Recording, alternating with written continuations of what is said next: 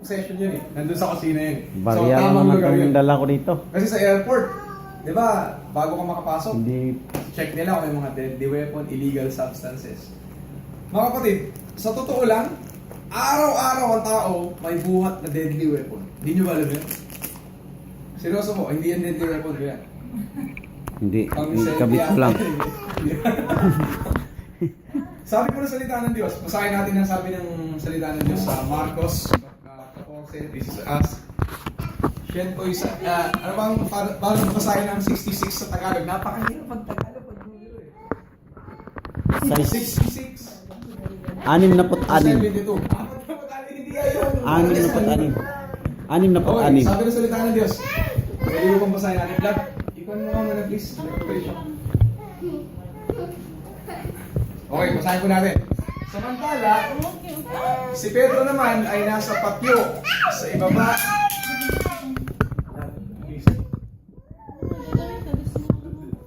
Palabasin mo mag-question lang. Okay, samantala si Pedro naman ay nasa patio sa ibaba nang lumapit ang isang babaeng katulong ng pinakapunong pari. Nakita nito si Pedro at nagpapainit sa apoy. Pinagpas na mabuti at pagkatapos ay sinabi, kasama ka rin ni Jesus na taga Nazaret. Ngunit nagkaila si Pedro. Wala akong nalalaman sa sinasabi mo. Umalis siya at nagpunta sa labasan at tumilaok ang manok. Nakita rin naman siya ng babaeng katulong at sinabi sa mga naroon, ang taong ito ay isa sa kanila. At muling nagkaila si Pedro. Nagkakamali kayo. Makalipas ng ilang sandali, sinabi kay Pedro ng mga nakatayo roon, talagang isa ka nga sa kanila. Taga Galilea ka rin, hindi ba? Mamatay man ako. Talagang hindi ko nakikilala ang taong yan. Sagot na Pedro.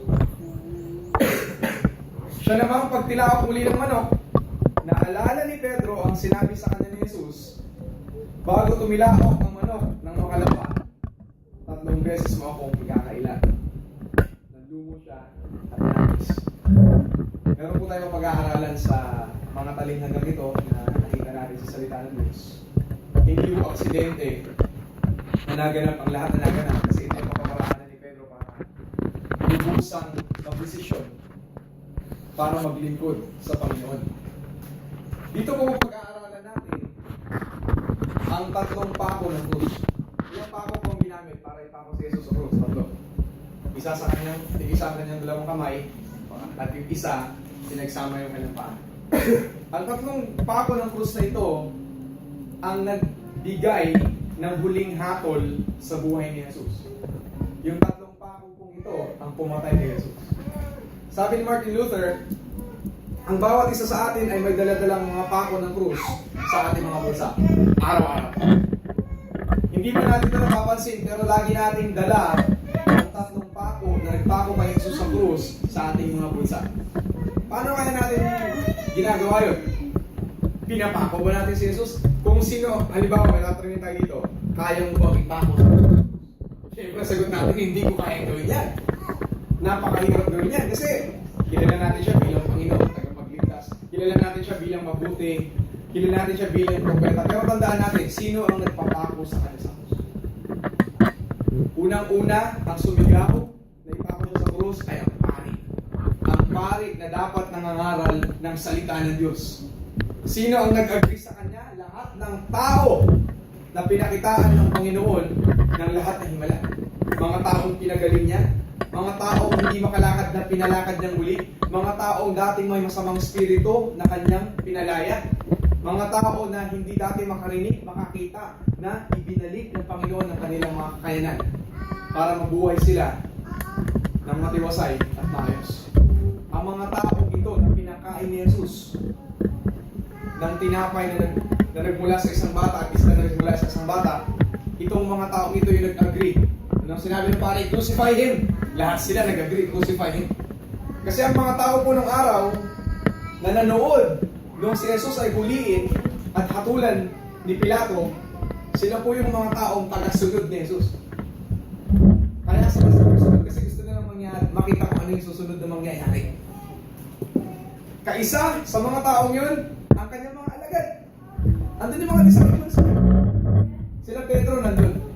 Kaya titignan natin, ang bawat isa sa atin ay may dala-dalang mga pako ng krus sa ating mga bulsa. Gaano kadali at kadalas sa bawat tao na ipako ang Panginoong Jesus sa krus. Sa bawat sandali ng buhay, sa bawat minutong dumadaloy, napakasimple sa taong ipako si Jesus sa krus. Parang masasabihin natin, papako si Jesus sa krus, parang nasasaktan tayo. Diba? Sino nakapanood ng The Passion of the Christ? Napanood niyo tayo? Napanood niyo yun, bro? Grabe, very dramatic. Hindi ko matandaan na. Walang gustong makapanood, mga bata, pag napanood, mga kahit anong edad, mananangis, iiyak. Hanggang ngayon, pag inuulit ko pinapanood yun, naiiyak pa rin ako yun. Meron po akong personal na karanasan sa pandama sa pagpako kay Jesus sa krus.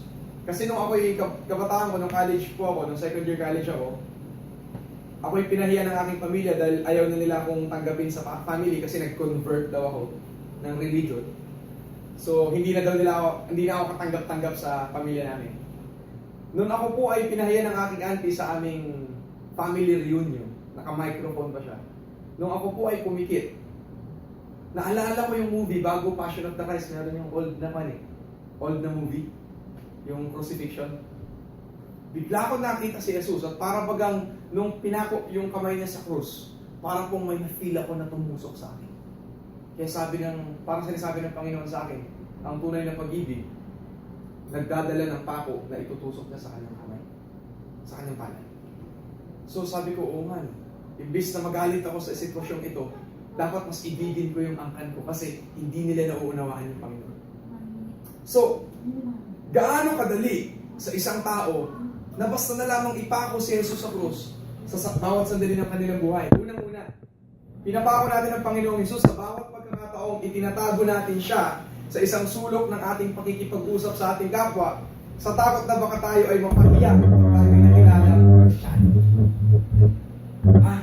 Pag nalaman kasi ng mga tao na nag-church ka, mabait ka, di ba? Ipapasa ang Bible, parang ibang tingin nila sa'yo. Kaya minsan, sa ating pagharap sa mga tao, pinagtatakpan natin yung pagiging Kristiyano natin. Kaya napakadali nating sumama sa kapamaraanan ng mundo.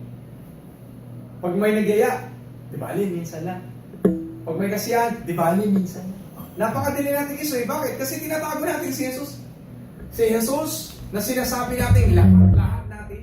Si Jesus na sinasabi natin tagapagligtas, Panginoon natin, nasa isang sulok lang siya ng buhay natin. Hindi pwede dahil si Jesus dapat ang nangunguna sa buhay natin. Kaya siya tinawag na Panginoon. Kasi dapat siya nasusunod. Pangalawa, pinabago natin si Jesus sa bawat pagkakataon ng ating pinagbibigyan ay ang kapamaraanan ng mundo na labag sa kalooban ng Diyos upang magkaroon ng kaginhawaan at pakinabang ang sarili. Madalas tayo mabilis pangibabawan ng panlalamang. Basta magkaroon tayo ng benefit, okay lang i-compromise natin yung Christian belief natin. Yung morality natin, okay lang. Basta magkaroon tayo ng benefit. Ganun ang operation ng mundo. So, bawat pagkakataon na nawawalan ng saysay, yung katuturan at kabutihan ng Diyos sa atin, yung katuwiran ng Diyos sa atin, pinapako natin siya sa krus, tinatanggal natin siya. Siya yung Diyos na nagbigay ng lahat ng ating pangangailangan. Katulad ng pagpapakain niya sa 5,000. Katulad ng pagpapakain niya ng napakaraming tao. Katulad ng pagpapalaya niya ng lahat-lahat. Ganun lang kabilis bumaliktad. Sapagkat sinabi, tinakot ng mga kawal na Romano ang mga taong tagasunod ni Jesus. Kasi kung may nagsabing sinusunod ako si Jesus, huhuliin ikukulong. So, para sa kanilang ikabubuti, ika nga, sila ay handang ipako si Jesus sa krus. Nang ganun-ganun na. At pangatlo, sa bawat pagkakataong inaangkin natin ang papuri sa mga kawagian at tagumpay na hindi natin naging posible kung wala ang tulong ng Diyos. Bakit natin naabot ang ating naabot? Hindi ba natin alam na mayroong Diyos na tumulong sa atin? Bakit tayo umabot sa edad na ito? Hindi ba natin alam na may Diyos na nagbigay ng ating hininga sa bawat araw? Nagbigay sa atin ng pagkakataong lampasan ng bawat pagsubok. Nagbigay sa atin ng pagkakataon na lampasan ng bawat pisikal na suliranin, maging ang mga sakit at karamdaman. Kaya tayo umabot sa ating kinaroroonan dahil may Diyos. Dapat natin unawain na marami tayong inaangkin. Sinasabi natin, ay. Kaso nga lang, hindi pala dapat ay. Kasi wala tayong nagawa. Wala pala tayong nagawa. May mga magaling na manunulat. Pero gaya ng binanggit ko noong umaga sa Tagalog service sa Moko, maraming magagaling na manunulat pero hindi ko sila iniidolo. Bakit? Kasi may mga pagkakamali sila eh. Magsusulat sila ng mga religious books, yung mga faith-based books, yung mga pang-encourage sa tao. Pero ang karamihan na mababasa mo doon na pronoun is I. Ang gusto ko mabasa pag nagbabasa ako is He, God. Kasi sino ba nag-reveal sa kanila ng katotohanan? Hindi ba Diyos? Sino ba ang kanilang pinag-uusapan? Hindi ba Diyos? So bakit mo kailangang isama ang sarili mo na I think. That's what you think. Question is, what does God think? Diba? Ikaw ba ay nagkaroon ng ganyang pag-iisip kung wala ang Diyos? Ikaw ba ay nagkaroon ng ganyang patotoo kung wala ang Diyos na gumawa ng isang milagro sa iyong buhay? Ng isang miracle sa iyong buhay? Ng isang hiwaga sa iyong buhay? So maraming pagkakataon na inaangkin natin yung mga kawagian na hindi pala natin kawagian. Ginamit lang pala tayo ng Diyos bilang sisidlan ng kawagian. So hindi pwedeng angkinin ng isang sisidlan na may nagawa siya. Kasi hindi siya ang gumawa. Ang gumawa ay yung manggagawa. Yung sisidlan, pinagbuhatan lang siya. Pinaglagyan lang siya. So pag tayo merong buhat na isang baso ng tubig at inabot natin sa ating kapwa, hindi pwedeng sabihin ng baso na dahil sa kanya, nakainom ang isang tao. Hindi. Dahil merong tao na nagdesisyon, nag-isip na gamitin yung sisidlang yun para makainom ang isa pang kapwa. Ganon din sa ating buhay. Tayo yung sisidlan na. Kung wala ang pamumunan ng Diyos, kung wala ang plano ng Diyos, kung wala ang pagganap ng Diyos, wala tayong saysay. Wala tayong silbi. Mananatili tayong mga sisidlang walang gamit. Habang ang gabi ay mapayapa at kapiling ni Jesus ang kanyang mga disipulo, hinayag ni Pedro, Panginoon, aking iaalay ang buhay ko para sa iyo. Sabi ni Pedro, nung sila ay nasa Last Supper. Ngunit pagkalipas ng ilang oras, iniliw ni Pedro ang kanyang sarili mula sa kahit anong pangikipag-ugnayan niya sa kanyang Panginoon. Sabi niya, mamatay man ako, wala akong alam. So sinasabi niyo, grabe. Masarap sabihin, Lord, mamamatay ako para sa iyo. Iaalay ko ang buhay ko para sa iyo. Basahin po natin. Nakakalungkot isipin na ang personal na kaligtasan ng buhay ay yung survival. Kasi meron tayong kasabihan sa buhay. Survival of the fittest. Diba? Kung sino yung handang lumaban, kung sino yung persistent, kung sino yung talagang nakikibaka. Yung handang ipagkanulo kahit ano, magsusurvive. Kasi, di ba, survival of the fittest, Tagalog yan, putakan lang yan, di ba? Yun ang sa atin eh. Ay kadalasang pinaghahari natin laban sa paghahayag ng ating pagkakakilanlan kay Kristo. Anong kailangan ng buhay? We have to identify with the truth. Kailangan magkaroon tayo ng pagkakakilanlan sa katotohanan. Hindi yung pagtatakpan natin yung katotohanan para maging katanggap-tanggap tayo sa mundong ating ginagalawan. Sinabi ni Jesus sa kanila, ako'y iiwan ninyong lahat sapagkat sinasabi ng kasulatan, papatayin ko ang pastol at magkakawatak-watak ang mga tupa. Sino ang pastol? Si Jesus. Ngunit pagkatapos na ako'y muling mabuhay, mauuna ako sa inyo sa Galilea. Sumagot si Pedro, kahit na po kayo iwan ng lahat, hindi ko po kayo iiwan. Sarap ng sabi ni Pedro, no? May mga kaibigan tayo minsan, ganyan eh. Through thick and thin, I will be with you. Minsan, asawa, ganyan, di ba? Pero pag may problema, diyan ka na muna. Doon muna ako. Di ba? Sinabi ni Jesus sa kanya, tandaan mo, sa gabi rin ito, bago tumila akong manok ng makalawa, 3 beses mo akong ikakailan. Subalit, ito, nagsalita niya si Jesus, sabi niya, ito mangyayari. Nilabanan pa rin ni Pedro, sinabi niya, subalit lalong ipinagdiinan ni Pedro, kahit ako'y patayin kasama ninyo, hindi ko kayo ikakailan. Ganoon din ang sinabi ng lahat. So, ginaya nila si Pedro. Napakadaling sabihin. Pero sila mismo, pinanood nila na saktan si Jesus. Pinanood nila na ipako si Jesus sa krus ng Kalbaryo. Napakadaling mangako sa Panginoon ng sari-saring bagay sa harap ng kaibigan at kauri. Tama po ba? Yung ka-church.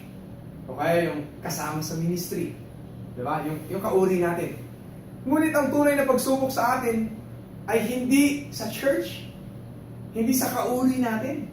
Ang tunay na susubok sa ating pananampalataya ay kung nandun tayo sa gitna ng larangan ng digmaan, yung walang naniniwala sa Panginoon. Doon malalaman kung ikaw tunay na naniniwala, nananampalataya, naglilingkod sa Diyos. Kaya ang sabi ni Jesus naniniwala kami sa iyo. Maraming magsabi naniniwala sa Panginoon. Pero pati ang mga demonyo naniniwala kay Jesus Kaso nga lang, hindi nila siya sinusunod. Di ba? So madaling sabihin naniniwala tayo sa Panginoon. Pero dapat tignan natin, ito'y mapapatunayan lamang pag nasa teritoryo tayo ng kaaway at handa pa rin tayong tumayo para sa Panginoon. Yung hindi natin ipagkakanulo at hindi natin tatalikuran ang Diyos nating pinaglilikuran. Si Pedro, tinalikuran niya. Ako po'y namamangha sa aking mga nababasang balita ngayon. May mga nahuli po ng mga Christian churches sa naging very strict ang China.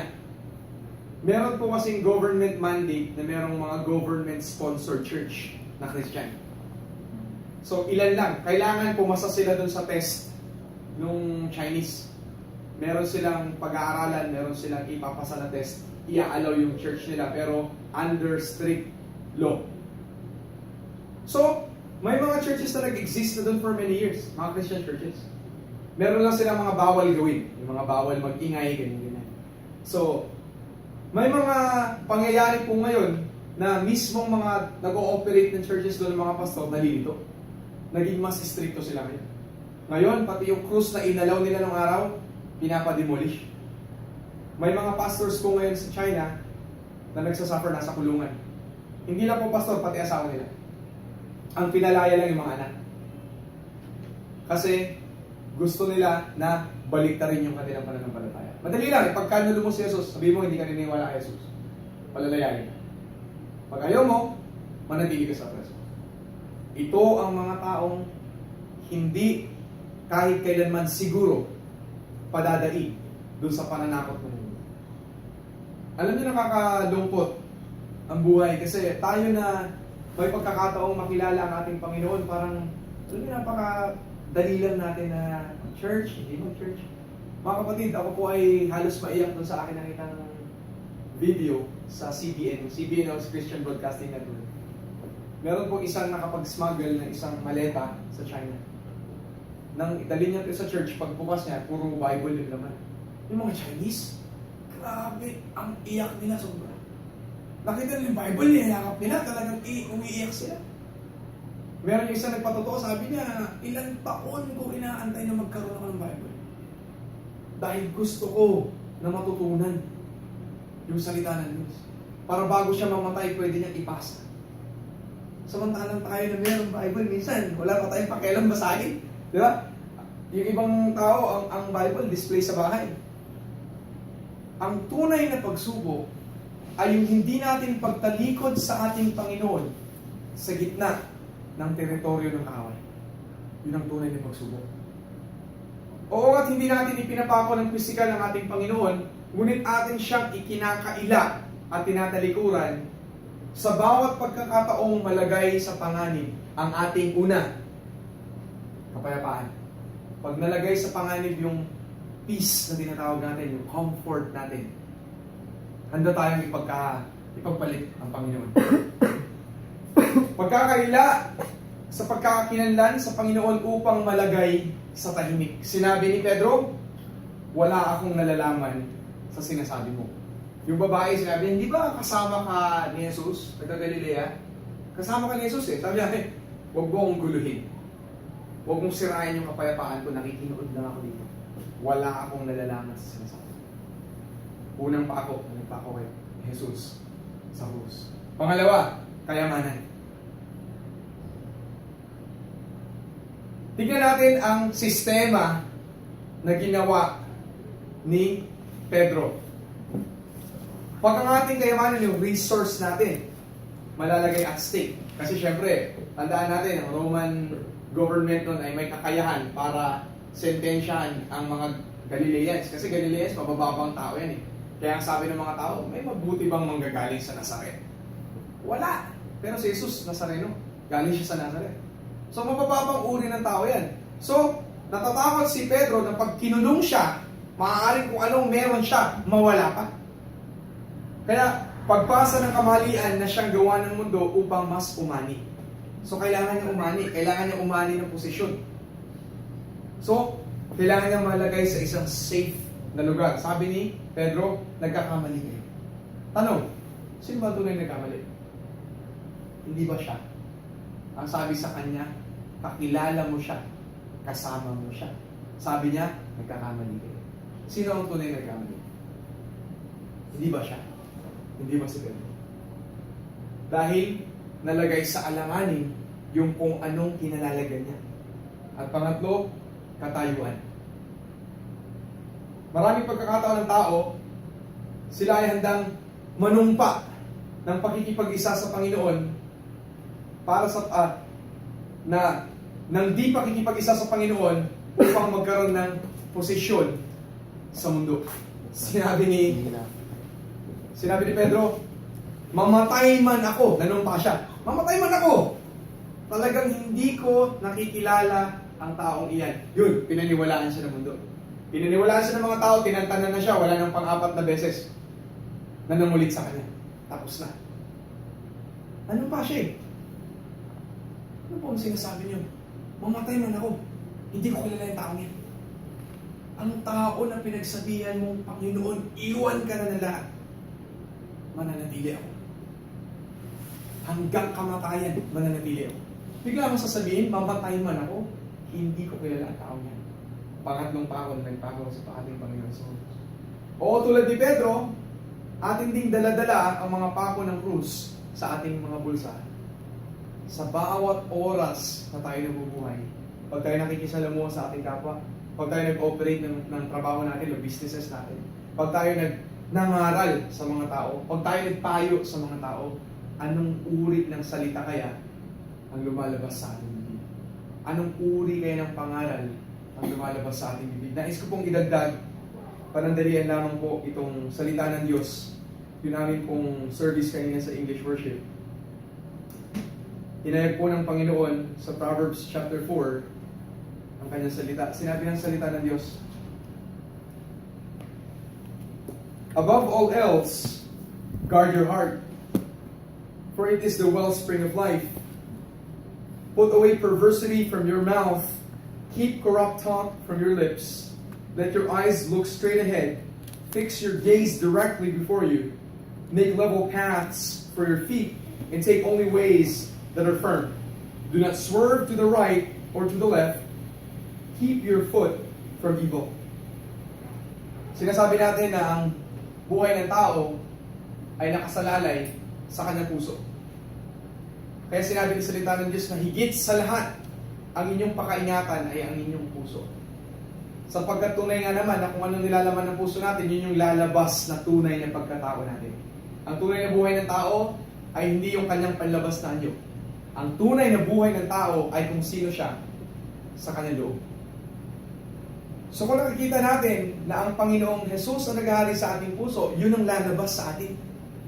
Pero pag hindi si Jesus ang naghahari sa atin, oo nga't buhat-buhat natin ang pako na handang magpako sa Kanya sa bawat pagkakataon na tayo'y malalagay sa alanganin. Lalo na pag ang malagay sa alanganin ay ang ating kapayapaan, kayamanan, at katayuan. Mga kapatid, bilang pagwawakas, ito po ay salita ng Diyos. Ang sabi ng salita ng Diyos, ang sino mang kumilala sa akin sa harapan ng mga tao, sabi ni Jesus, ay kikilalanin ko rin naman sa harapan ng aking amang nasa langit. Ngunit ang sino mang ikahiya ako sa harap ng mga tao, ay ipapahiya ko rin sa harap ng aking Ama na nasa langit. Naway huwag tayong magkaroon ng malaking pagkakamali na ipagkaila natin ang ating Panginoon.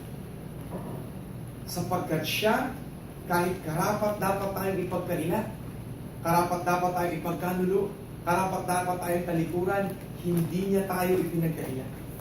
Hindi niya tayo tinalikuran. Hindi niya tayo ipinagkanulo. Hindi niya tayo hinayaan na mawasak at masira.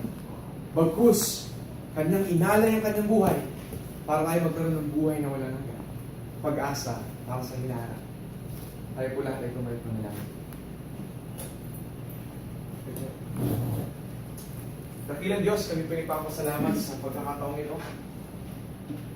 Hiling po namin, Panginoon, na sa inyong pangungusap sa amin, kami po ay nagkaroon ng pangunawa, O Diyos, kung gaano po kahalaga ang aming pagkikirelasyon sa inyo. Naway huwag namin aksayahin ang pagkakataon at panahon, O Diyos. Bagkus gamitin namin ito upang tunay na ipamahalas ang aming pananampalataya sa inyo. Naway hindi na kami dumating sa pagkakataon na kayo po'y ipapako namin muli sa krus. Kayo po'y ipagkakaila namin sa harap ng ibang tao. Naway maging matatag kami, Panginoon, at handa na tayuan ang aming pananampalataya. At huwag ikahiya ito, Panginoon. Salamat po sa inyong pangungusap. Baguhin niyo po ang aming buhay. Sa pangalan ni Jesus. Amen.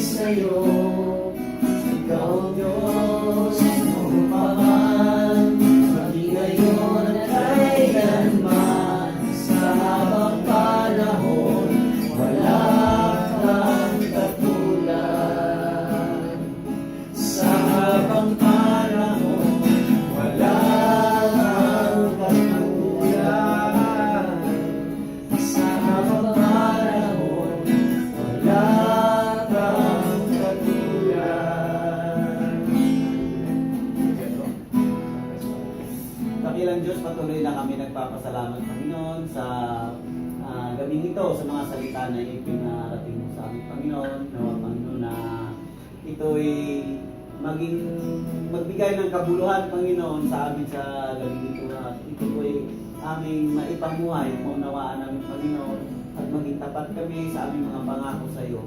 Lord, salamat po, Panginoon, dahil ang sabi ng awit, Panginoon, wala nang katulad sa iyo, Panginoon, walang hihigit sa iyo.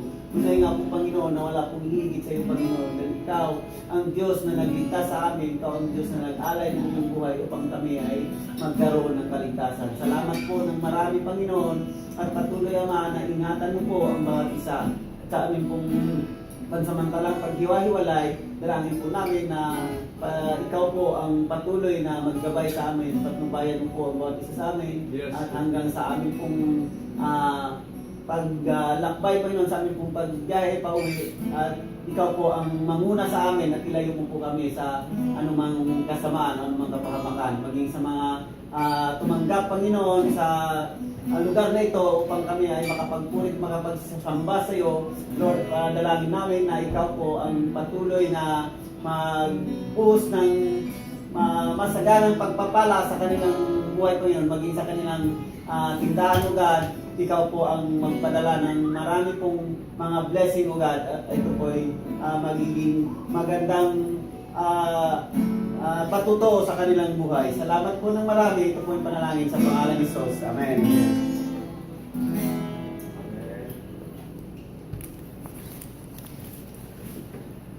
Hallelujah.